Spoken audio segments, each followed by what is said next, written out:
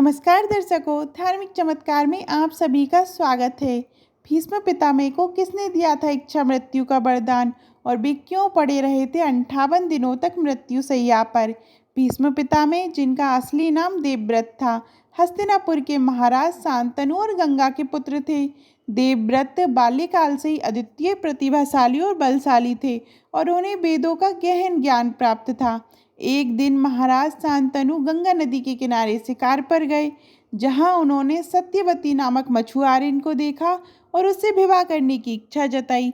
लेकिन सत्यवती के पिता ने एक शर्त रखी कि सत्यवती का पुत्र ही हस्तिनापुर का उत्तराधिकारी होगा। ये सुनकर महाराज शांतनु असमंजस में पड़ गए, क्योंकि पहले से ही उनके पुत्र देवव्रत भीष्म उत्तराधिकारी थे। जब ये बात देवव्रत को पता चली तो उन्होंने अपने पिता की खुशी के लिए अपने उत्तराधिकारी के अधिकार का त्याग कर दिया। इसके बाद भी सत्यवती के पिता को ये चिंता थी कि देवव्रत के पुत्र कभी हस्तिनापुर के सिंहासन पर दावा ना करें। तब देवव्रत ने अपने पिता और सत्यवती के पिता के सामने ये प्रतिज्ञा ली कि वे जीवन भर ब्रह्मचारी रहेंगे और कभी विवाह नहीं करेंगे।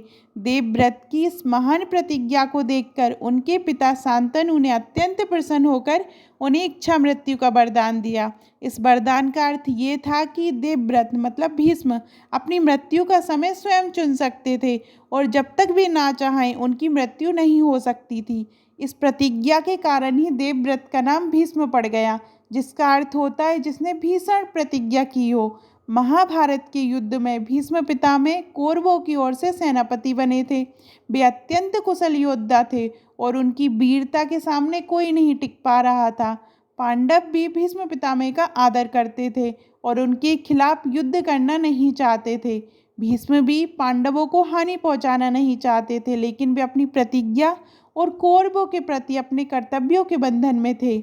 महाभारत के युद्ध के 9वें दिन पांडवों को ये समझ में आ गया कि जब तक भीष्म पितामह युद्ध में हैं, वे विजय प्राप्त नहीं कर सकते। तब श्री कृष्ण ने पांडवों को ये उपाय बताया कि केवल शिखंडी के सामने आकर भीष्म पितामह अपने शस्त्र त्याग देंगे। शिखंडी पिछले जन्म में अम्बा थी, जिसे भीष्म ने अपने जीवन में एक बार अपमानित किया था और अम्बा ने भीष्म से बदला लेने का संकल्प लिया था।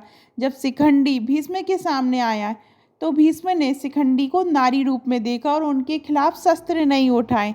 तब अर्जुन ने शिखंडी के पीछे छिपकर भीष्म पर बाणों की वर्षा कर दी और अंततः भीष्म पितामह युद्ध भूमि में बाणों की सैया पर गिर पड़े। भीष्म पितामह के पास इच्छा मृत्यु का वरदान था, जिसका अर्थ था कि वे अपनी मर्जी से ही मृत्यु को प्राप्त कर सकते थे। जब वे बाणों की सैया पर गिर पड़े तब उन्होंने अपनी मृत्यु की प्रतीक्षा करने का निर्णय लिया।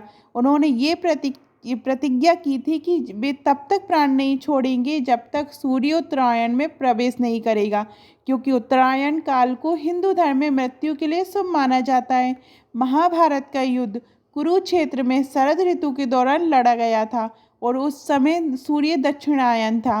भीष्म पितामह ने 58 दिनों तक बाणों की सैया पर लेटकर अपने प्राणों को रोके रखा और उत्तरायण की प्रतीक्षा की। इस दौरान भी अत्यधिक पीड़ा में थे, लेकिन अपनी इच्छा शक्ति से भी जीवित रहे।